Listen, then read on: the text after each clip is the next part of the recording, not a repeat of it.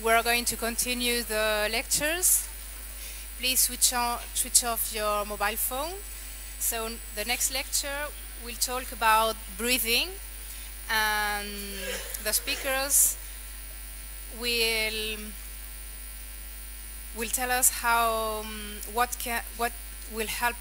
On va parler maintenant de la respiration et voir comment on peut respirer, mieux respirer. Donc le premier intervenant est le professeur Oliver Dissler qui travaille à l'hôpital universitaire de Zurich en Suisse, et il est leader d'un groupe de recherche au centre de rhumatologie expérimentale de l'université de Zurich. Il est leader au niveau d'une clinique de Zurich, et il étudie l'action biologique des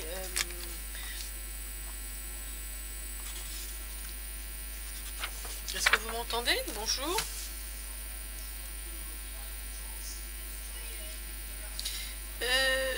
J'ai pensé à diviser la présentation dans 5 points spécifiques différents. La première partie, je vais vous montrer comment la respiration fonctionne du point de vue physiologique, et ensuite je vous montrerai les altérations de la respiration au niveau de la sclérodermie et ce qui cause les difficultés à respirer pour la majorité des malades. Ensuite, j'aimerais me concentrer sur la fibrose pulmonaire parce que, après moi, les intervenants vont parler de l'hypertension pulmonaire. Je vais vous dire quelles sont les caractéristiques de la fibrose pulmonaire, comment les détecter et peut-être comment les traiter. Et ensuite, nous allons avoir un débat à la fin de toutes les présentations. Donc, comment fonctionne la respiration? Si vous regardez cette image, vous pouvez voir que on respire par la bouche, la trachée, ensuite on arrive aux poumons, aux parties inférieures des poumons ici sur cette image. Du côté droit, vous pouvez voir que si l'on augmente l'image, on a ces petites bulles que l'on appelle les alvéoles.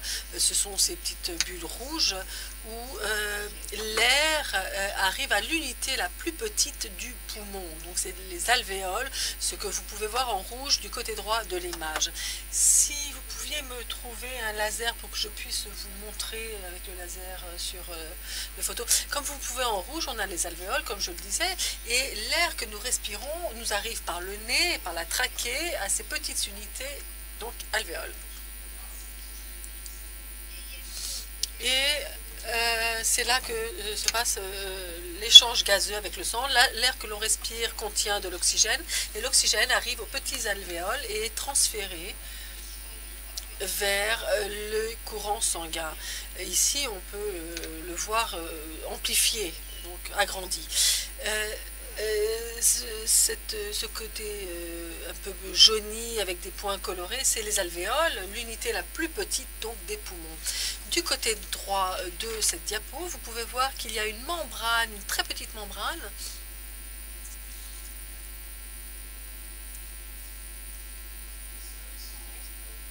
cette membrane donc toute petite, et donc l'oxygène passe des alvéoles vers les globules rouges, donc les érythrocytes, où l'oxygène est capté, transporté par le courant sanguin dans tout le corps. Et c'est ainsi que normalement nous respirons, et que l'oxygène donc arrive donc aux poumons et ensuite au courant sanguin et au reste du corps. On va voir ce qui se passe dans la sclérodermie. Si l'on regarde les lésions, d'abord l'hypertension artérielle pulmonaire, c'est la seule diapo que j'ai à ce sujet parce que mes collègues vont en parler et vont s'attarder là-dessus. Ici, on voit que cette membrane dont je vous ai parlé, où passe l'oxygène,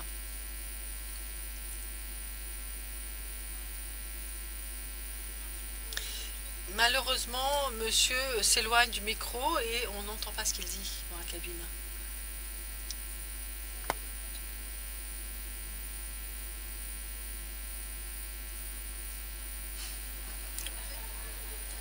Donc j'ai pas de laser, malheureusement, dit monsieur.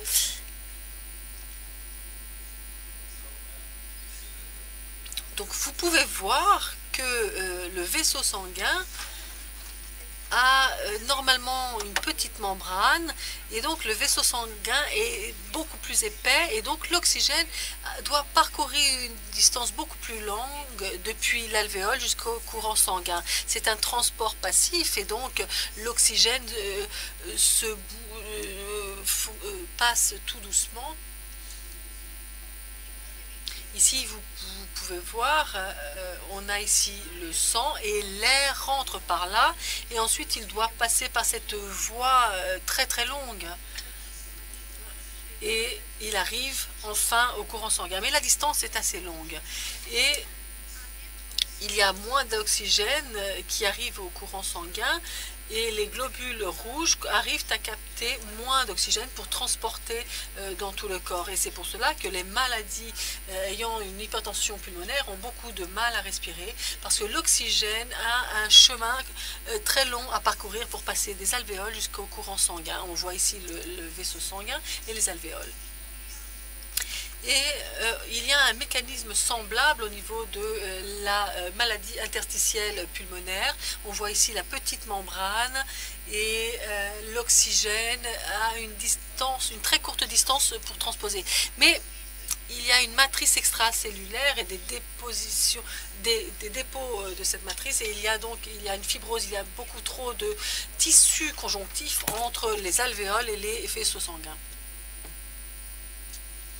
Here you see the alveolus. So here is the Ici, vous arrivez à voir l'alvéole où vous pouvez voir où il y a l'entrée de l'air.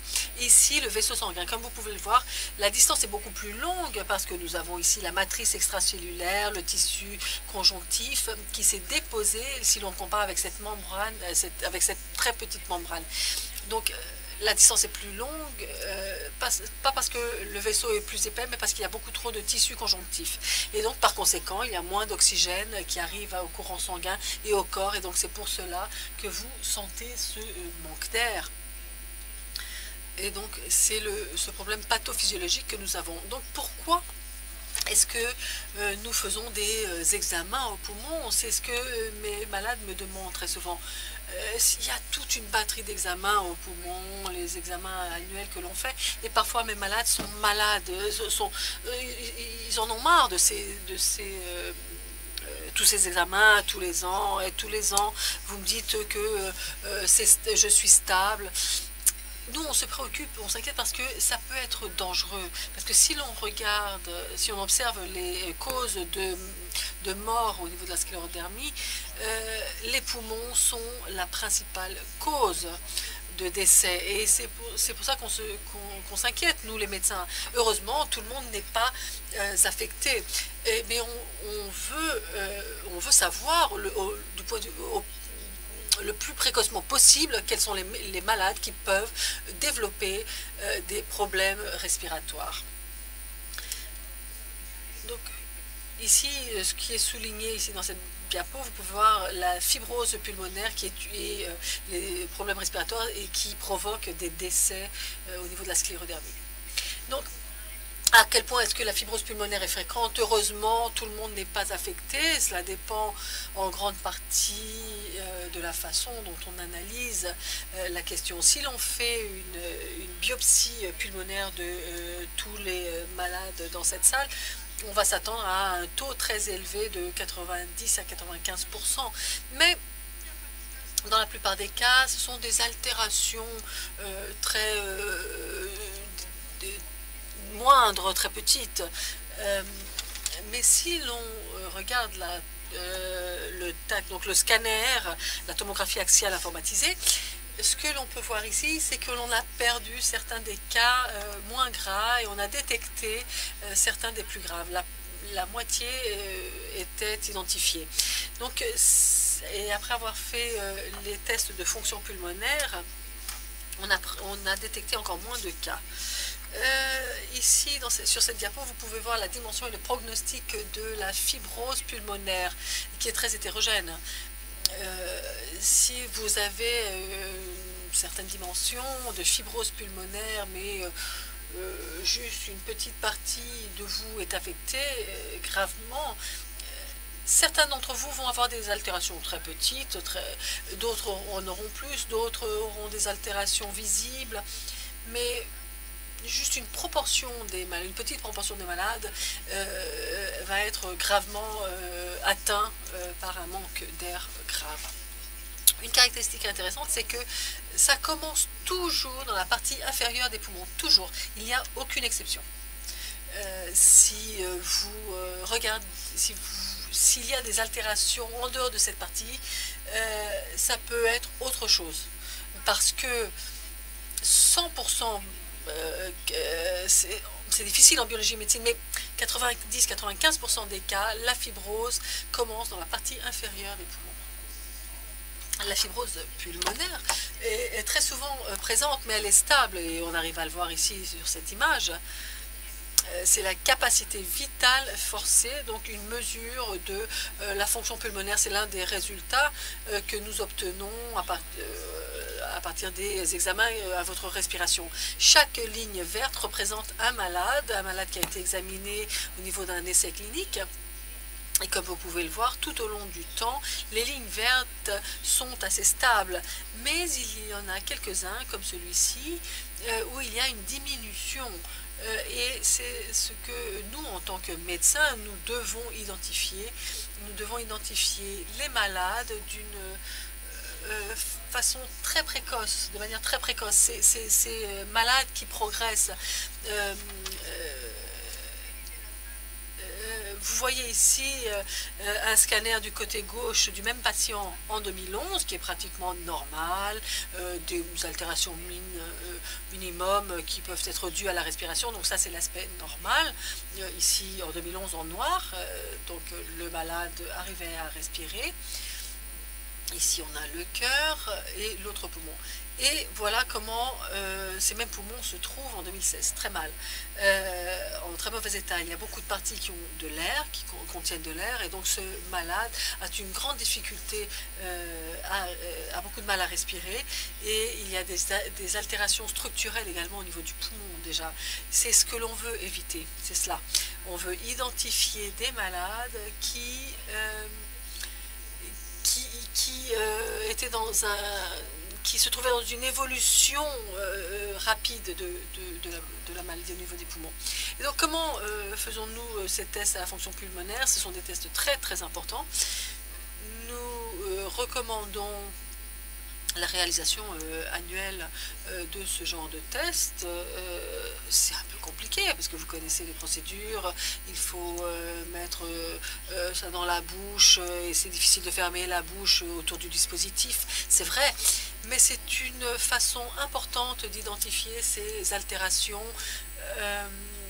par rapport aux malades qui nous indiquent qu'ils ont qui progressent, où la maladie progresse. Ce que l'on veut mesurer avec ces tests, ce sont les volumes pulmonaires, à quel point le poumon augmente lorsqu'ils inspirent et à quel point il diminue lorsqu'ils expirent. Donc inspiration, ils augmentent, expiration, ils réduisent. Et donc voir quels sont les échanges gazeuses qui peuvent être mesurés également lorsqu'on inspire et lorsqu'on expire. Et ce sont ces informations que nous recevons, à quel point est-ce que les poumons arrivent à dilater et revenir à leur état normal. Donc on essaie de voir l'élasticité du poumon et la quantité de fibrose qui existe et la quantité d'échanges gazeux entre les alvéoles et le courant sanguin. Donc ce sont deux informations importantes que l'on reçoit. Et récemment, on a fait une étude qui nous montre qu'il s'agit là d'une mesure importante qui doit être faite. Mais si l'on se base, si on se fonde sur les tests de fonction pulmonaire, il va y avoir un problème parce que on a d'autres malades où cette maladie progresse et donc on apprend qu'il faut combiner différentes mesures dans le sens de détecter au maximum la progression de la fibrose pulmonaire.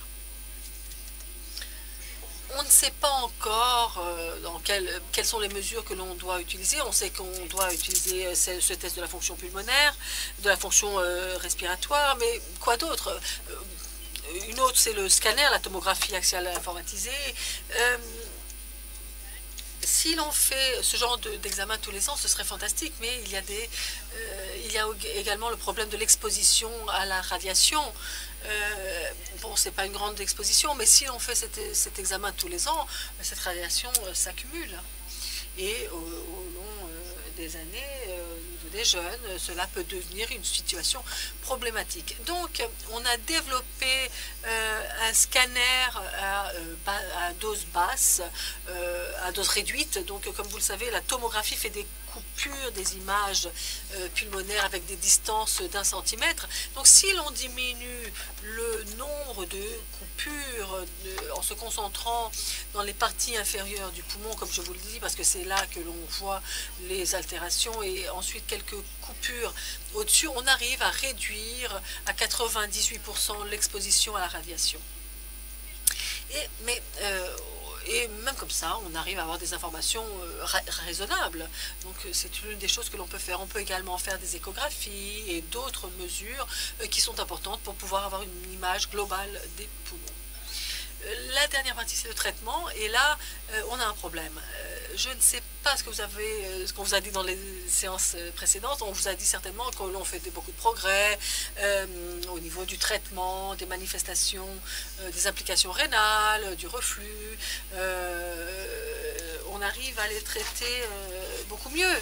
L'hypertension pulmonaire est mieux traitée qu'auparavant. Dans le cas de la fibrose, la matrice extracellulaire, qu'il s'agisse de la peau ou des poumons, nous sommes encore assez limités. En 2009, il y a une publication d'une recommandation.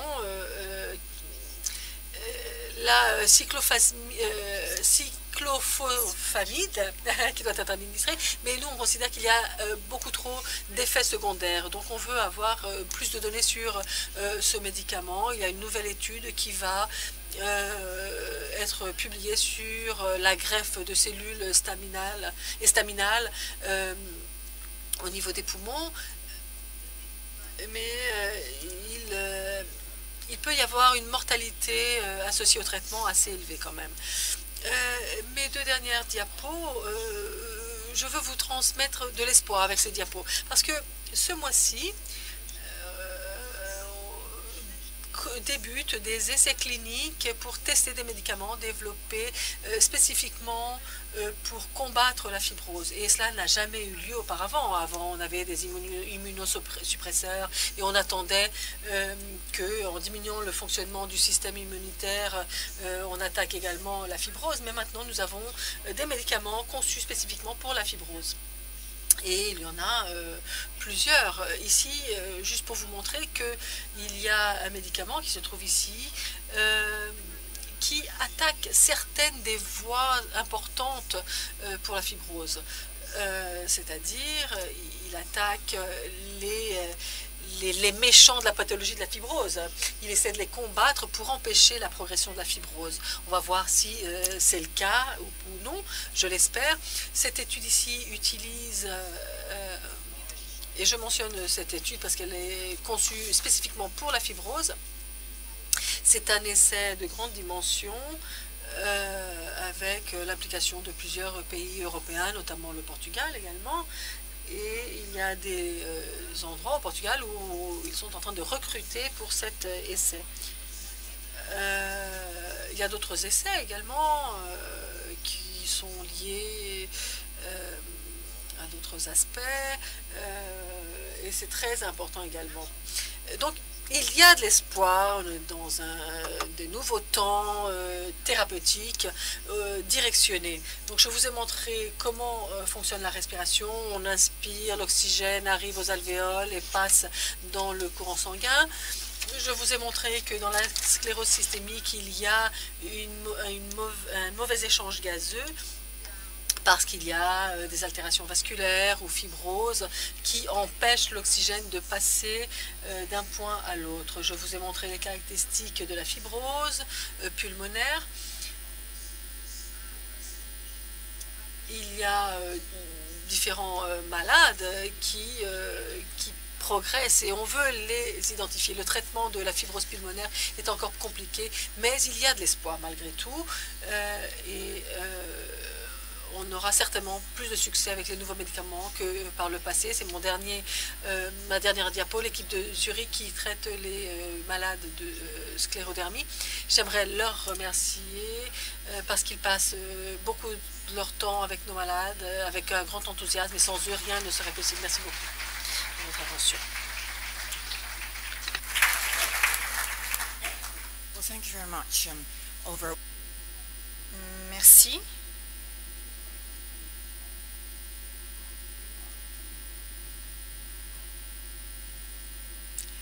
Pour cette présentation, donc les questions seront posées à la fin. Je vais maintenant vous présenter Madame Ana Cordeiro, le docteur Ana Cordeiro et le docteur Loureiro, qui travaillent au Portugal et qui nous parleront de l'hypertension pulmonaire. En effet, il est très important de comprendre comment on peut utiliser des équipes pluridisciplinaires.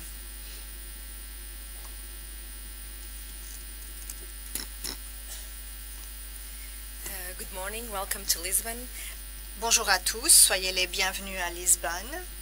Je voudrais avant tout remercier la FESCAP d'être l'invitation qui nous a été dirigée et de pouvoir partager avec vous ce que nous faisons en équipe.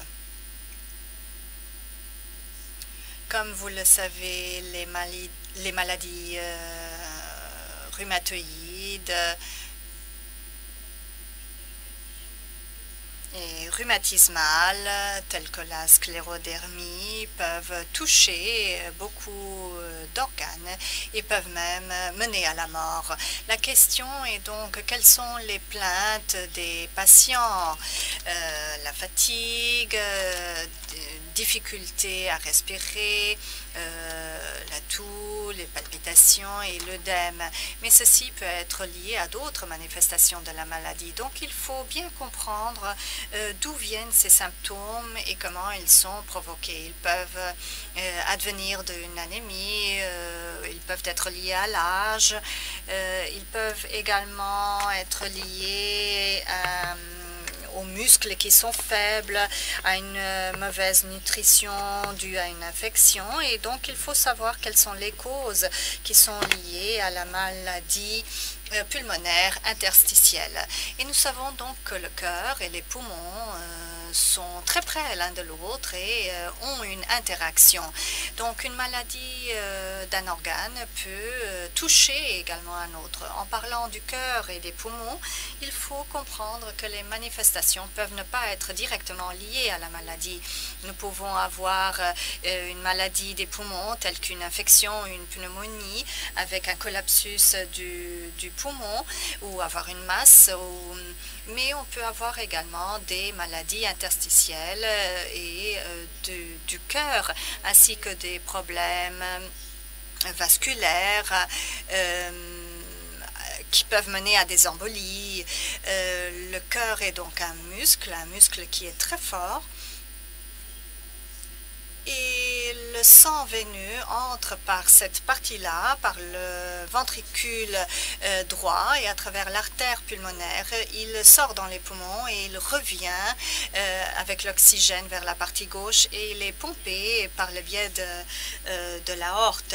Et donc, c'est ce qui arrive lorsque le cœur est touché. Toutes les structures peuvent être touchées et atteintes en raison de ce problème et les complications seront les mêmes. Le cœur ne fonctionnera pas aussi bien, il va atteindre les artères, le sang n'est pas suffisant, entraînant des problèmes musculaires, mais nous pouvons également avoir des problèmes sur le système de conduite qui peuvent mener à des arythmies et donc le sang n'est pas pompé comme il le devrait.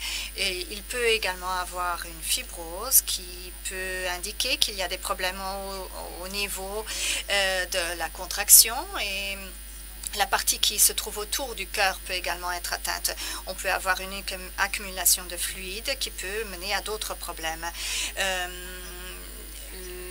Le patient va entendre parler de maladies de valvules, mais également d'autres types de maladies. Mais nous avons également l'hypertension pulmonaire, ce qui indique qu'il y a une atteinte des molécules. Il y a les vaisseaux sont contraints et donc cela peut mener à une contraction du côté droit du cœur. Et je passe maintenant la parole à Marie qui va nous expliquer ce que c'est que l'hypertension pulmonaire.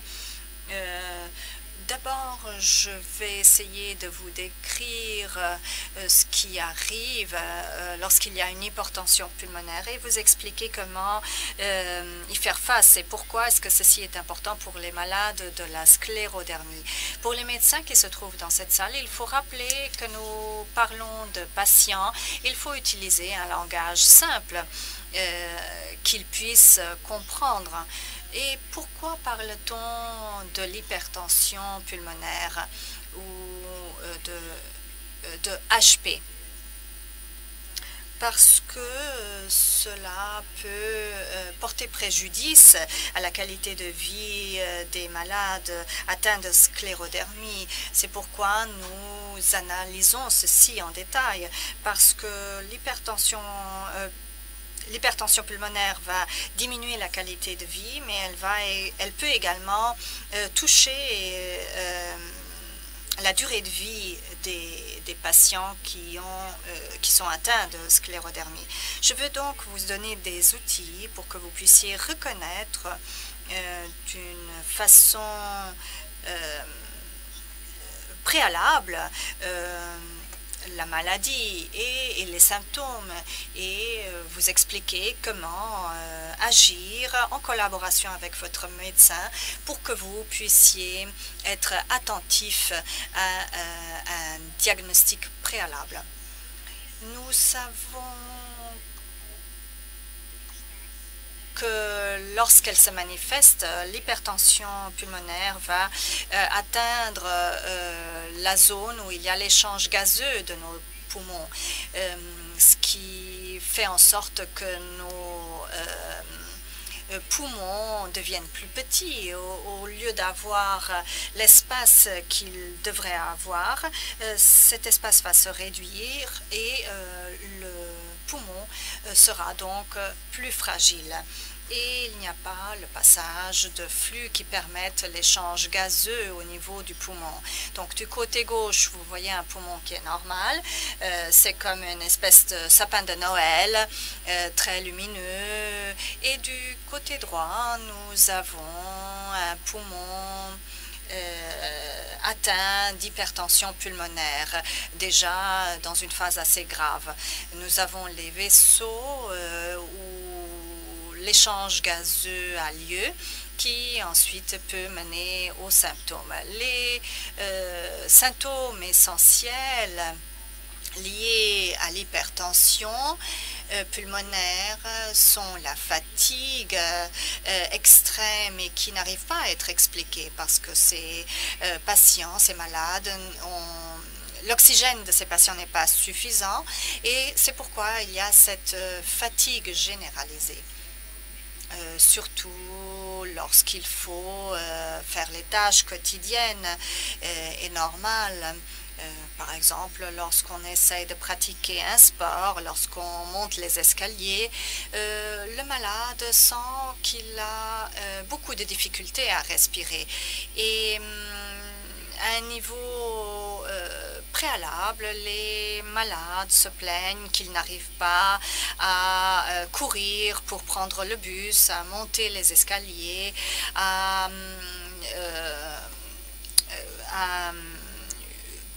transporter les sacs du supermarché, par exemple. Et donc, lorsqu'il y a ces difficultés, nous devons immédiatement penser à l'hypertension avant que la maladie ne passe à une phase avancée. ceci est dans une phase plus précoce ou préalable. Tel qu'Anna l'a déjà dit, cette perte de vitalité, cette fatigue peut advenir d'une anémie, par exemple, liée à la sclérodermie. Et donc, il est difficile d'établir un diagnostic différent. Est-ce qu'il s'agit de symptômes précoces d'une hypertension pulmonaire ou d'une autre maladie? Souvent, les malades passent à une phase plus avancée de la maladie en ayant, par exemple, une insuffisance cardiaque où le cœur n'arrive plus à pomper le sang par le biais des vaisseaux pulmonaires.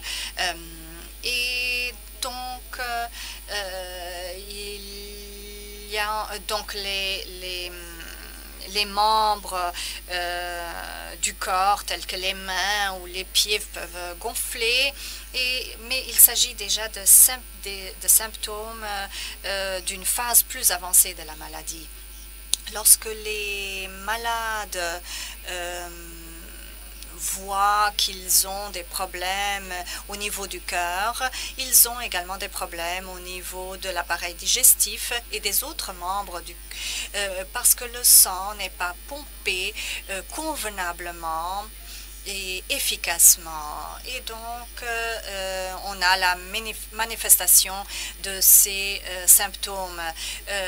Les vaisseaux du cou peuvent avoir une distension également.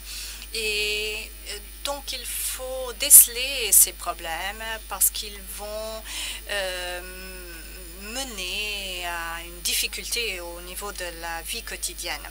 Il faut en parler avec les médecins des différentes spécialités et leur expliquer que votre capacité physique est en train de changer et qu'il faut faire attention à ces changements, parce que ceci aide également les médecins à déceler les problèmes à une phase plus préalable. Le premier examen qui nous permet de vérifier s'il y a une hypertension pulmonaire, c'est cet examen qui n'a pas besoin de contraste. Et il s'agit d'une radio, une échographie ou un échocardiogramme qui permet d'analyser la fonction pulmonaire et la pression qui est exercée sur les vaisseaux sanguins et qui nous permet de voir s'il y a des problèmes, des symptômes et s'il y a une possibilité d'avoir une hypertension pulmonaire en avançant ensuite vers des tests, des examens plus rigoureux si nécessaire et qui peuvent ensuite nous mener à un diagnostic d'hypertension pulmonaire, le cas échéant bien sûr. Mais il y a des médecins spécialistes qui traitent spécifiquement l'hypertension pulmonaire et qui peuvent arriver à ce diagnostic plus rapidement. Et ce que ces spécialistes vont déceler, c'est le niveau d'hypertension pulmonaire qui peut advenir de la fibrose pulmonaire, mais qui peut également voir si les artères pulmonaires sont atteintes et s'il faut un autre type de traitement. Et donc, il faut en effet procéder à ce diagnostic différent parce que les traitements sont également différents au niveau pulmonaire et au niveau des artères pulmonaires. Il est donc très important de voir un spécialiste pulmonaire pour qu'il puisse faire un dépistage et pour qu'il puisse voir s'il y a une maladie derrière cette hypertension pulmonaire et si les artères pulmonaires sont atteintes. Et, il peut y avoir également des symptômes parfois et des maladies qui puissent engager et atteindre ces deux parties. Donc, il faut plusieurs tests pour confirmer ce diagnostic. Le premier est lié à cette suspicion qui est donnée par l'échocardiogramme. Donc, on commence par cet examen au début qui n'a pas de radiation. Mais ensuite, il faut mesurer directement la pression au sein du cœur. Et donc, c'est un test hémodynamique. Tout le monde a déjà entendu parler What especially du cathétrisme artériel et qui est fait au niveau cardiaque. Il s'agit d'une technique similaire que nous utilisons pour vérifier ce qui se passe sur le cœur du côté droit pour mesurer la pression. Ici, on n'a pas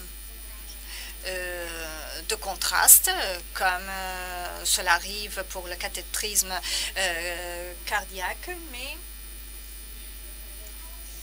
mais c'est surtout utilisé pour mesurer la pression au niveau des artères pulmonaires, pour pouvoir évaluer le niveau, si c'est 30, 35, 40, parce que cette valeur est importante en termes de diagnostic pour les médecins.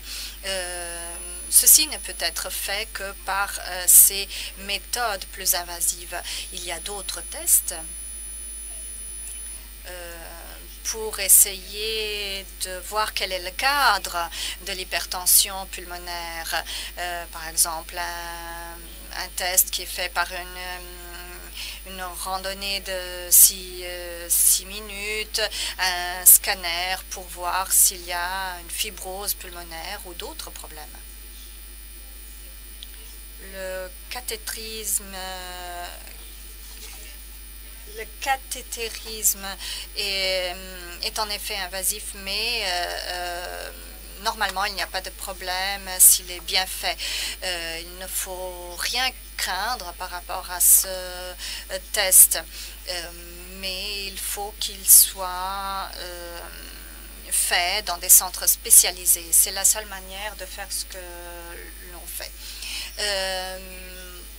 D'autres tests, d'autres examens, c'est ce que vous pouvez voir à l'écran. Donc ici, il s'agit d'une espèce de recette d'un gâteau. On a un ingrédient et un autre pour pouvoir évaluer ce qui se passe. Si on a une hypertension pulmonaire en raison d'une fibrose pulmonaire ou si elle est liée aux artères.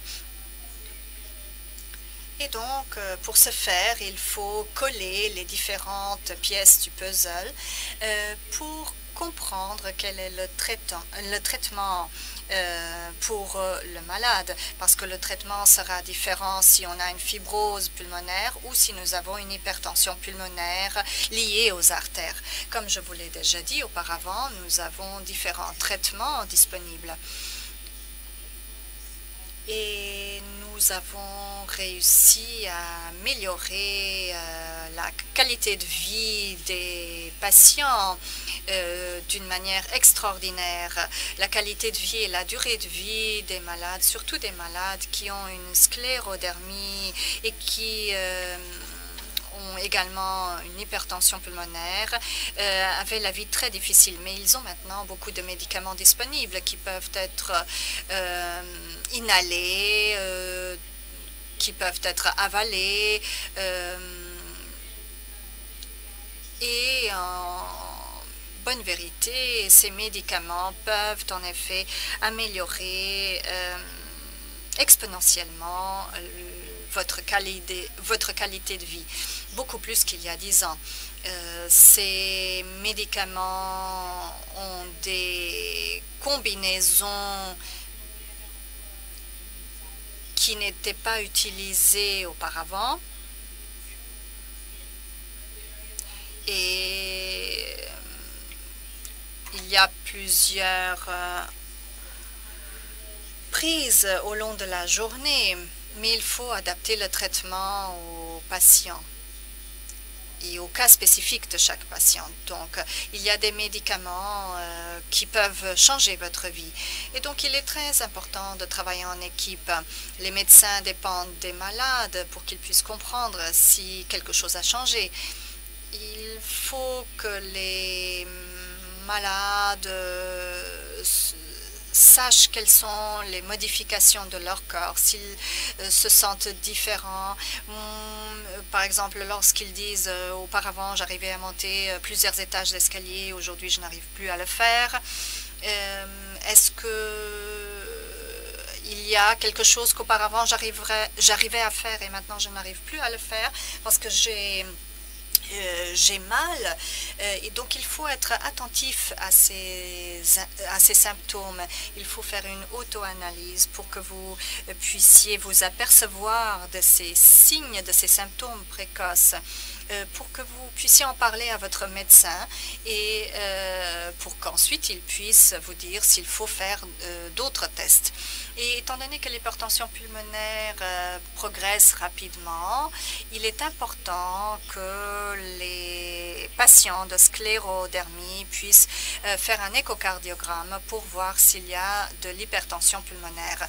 Ceci ne veut pas dire que si vous en avez fait un il y a 6 mois et que vous continuez à avoir des problèmes respiratoires, ne faites pas immédiatement un autre. Il faut que les malades analysent leurs symptômes et en cas de changement, il faut immédiatement faire l'échocardiogramme parce que la survie et la qualité de vie est complètement différente si on a un diagnostic à une phase précoce ou si la maladie est déjà bien plus avancée. D'ailleurs, comme cela arrive en ce qui concerne le cancer du sein. Si vous avez un diagnostic précoce, probablement, il y a beaucoup plus de possibilités de récupérer que si la maladie est identifiée à une phase plus tardive. Donc, n'oubliez pas de faire l'échocardiogramme une fois par an. Nous espérons avoir pu vous passer quelques idées. Il faut vous rappeler qu'il y ait une équipe pluridisciplinaire qui évalue la situation. Et il faut également faire des tests pour confirmer l'hypertension pulmonaire. Mais en effet, il est important de faire ceci dans un centre spécialisé avec des médecins spécialistes en hypertension pulmonaire, car il y a des médicaments pour améliorer votre qualité de vie et la durée de vie. Merci. Thank you very much. Our last speaker. Merci beaucoup. Notre dernier intervenant sur la respiration est Anne-Lise Renaud qui va nous parler de son expérience avec les malades. C'est la gourou des technologies et elle vit au Danemark, un des climats les plus froids de l'Europe. Et elle a toujours eu une perspective très positive de la vie, malgré le fait qu'elle vive avec la maladie. Merci pour la présentation. Il me semble que nous sommes un peu en retard. Je vais essayer d'être le plus brève possible. Ce que j'aimerais dire, c'est que vous avez écouté les médecins vous dire, vous parler des expériences qu'ils vont faire, les tests qu'ils réalisent, etc. Et je pense qu'il est très important que nous ayons tous confiance en notre médecin, qu'il va nous donner le traitement adéquat à nos symptômes. Et cela nous donne de l'énergie pour pouvoir nous concentrer en nous-mêmes, parce qu'on n'a pas beaucoup d'énergie pour cela. Ce qui est très important, ce qu'il faut dire, c'est que avoir de la sclérodermie, c'est comme faire de la montagne russe, parce que nous avons des bonnes journées, mais nous avons aussi des mauvaises journées. Et lorsque l'on a quelque chose de positif, on est là-haut, tout se passe très bien, mais lorsque on a un mauvais résultat d'un examen, on a une mauvaise journée, on a du mal à respirer, alors là, on tombe au fond. Donc pour moi, avoir de la sclérodermie et avoir des problèmes respiratoires, c'est comme faire de la montagne russe.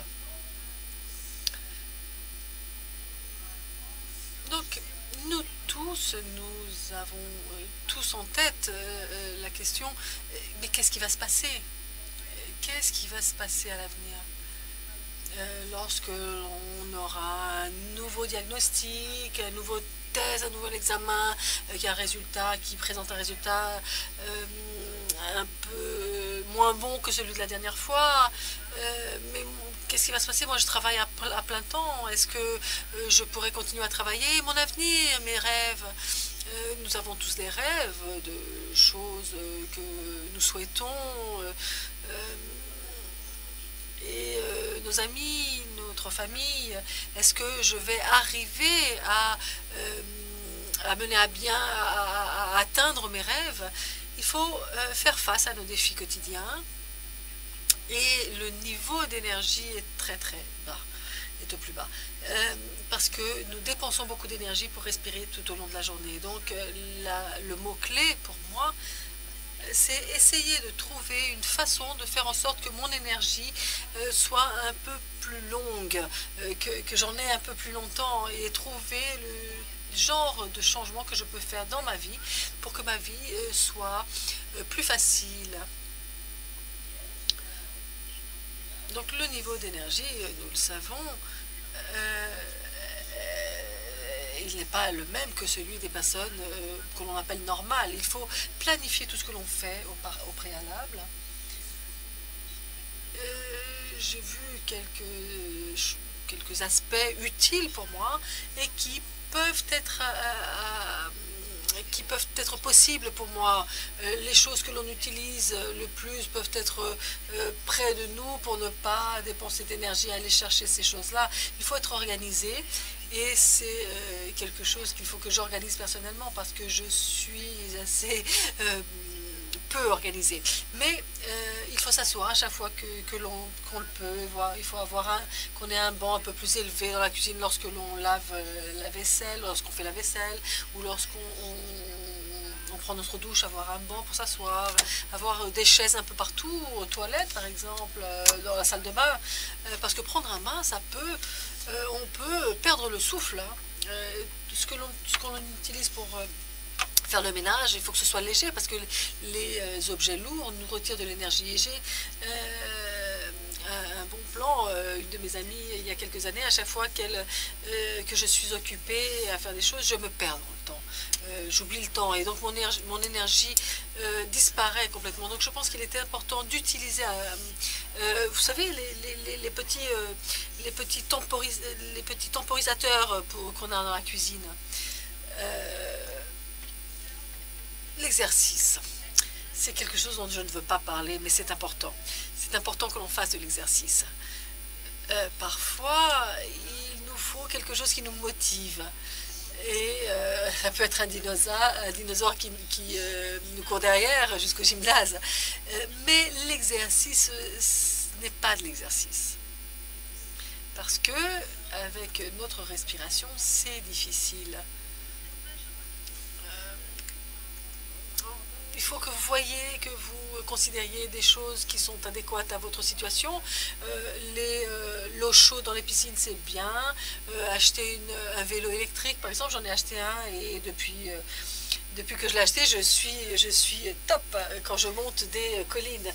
Yoga, c'est parfait. Les exercices respiratoires sont parfaits.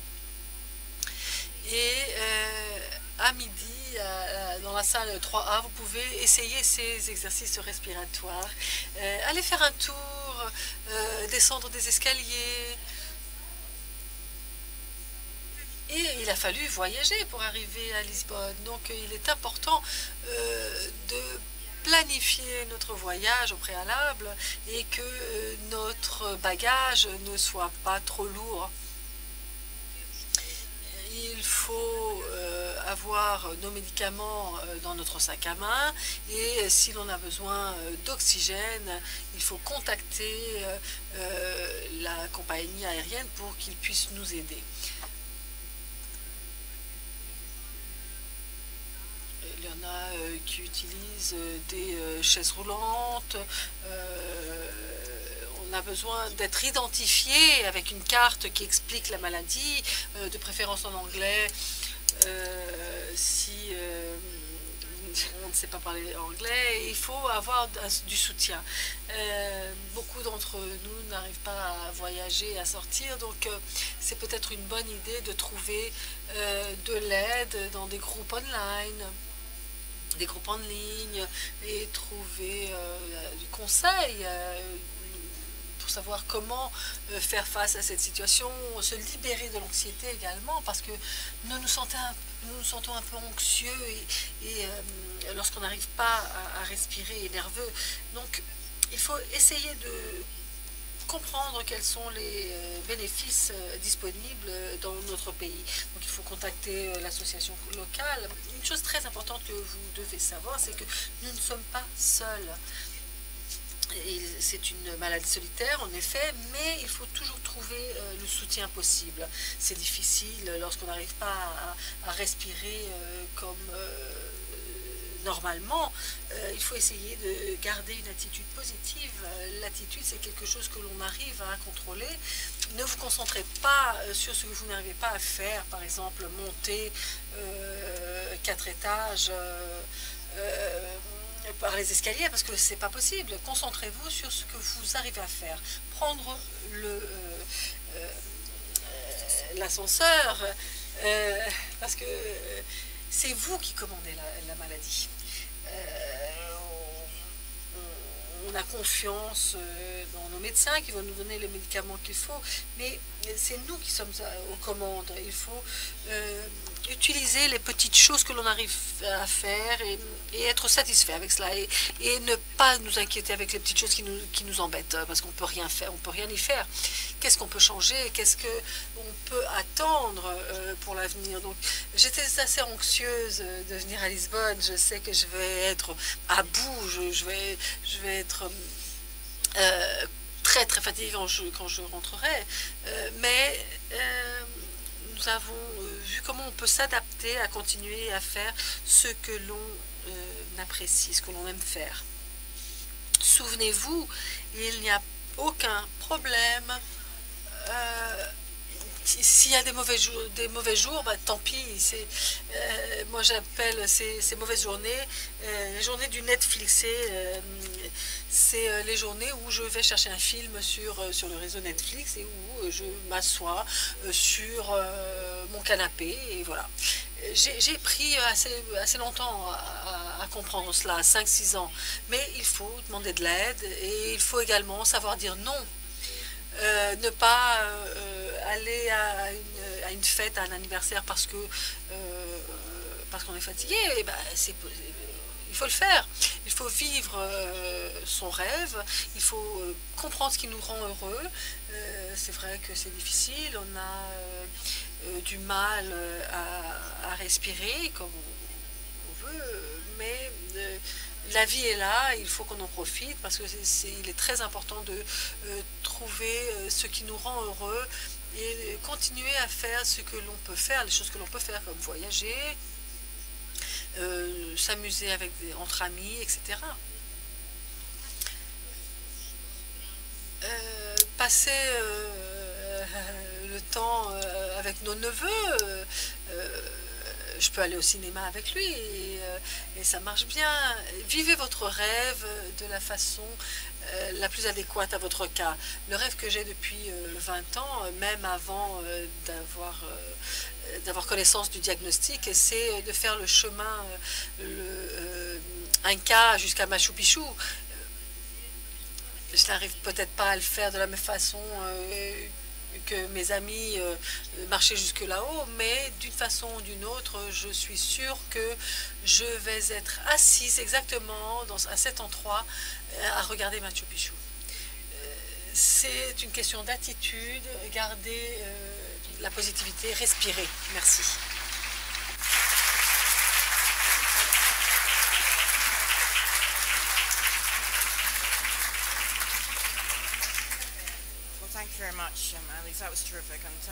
Merci beaucoup, Annalise.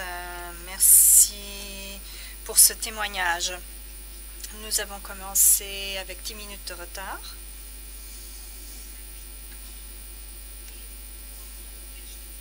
Donc nous sommes en retard, mais je pense qu'on a le temps d'une question Est-ce que quelqu'un veut poser une question?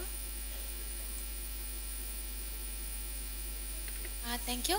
I'm from Bulgaria and Bonjour, je viens de la Bulgarie et je voudrais savoir, en Bulgarie, nous avons de l'eau minérale et lorsque j'étais jeune, j'avais des problèmes pulmonaires, j'ai souffert d'une pneumonie et j'aimerais savoir si c'est positif d'aller dans ces termes,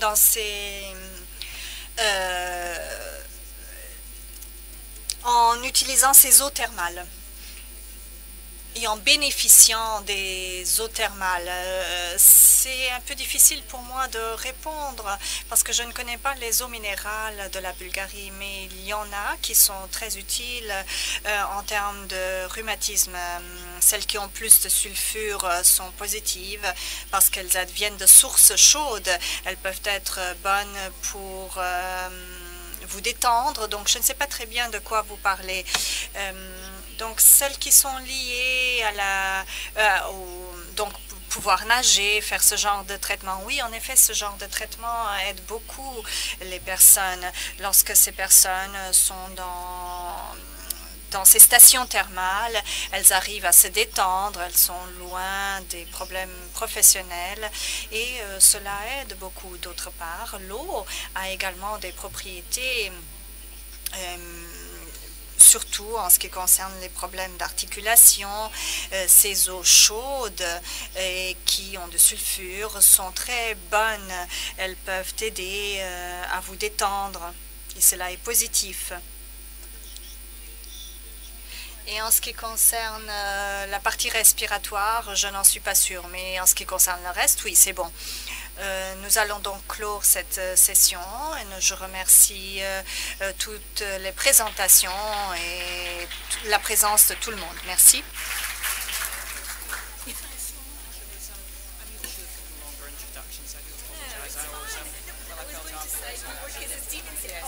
She already did it.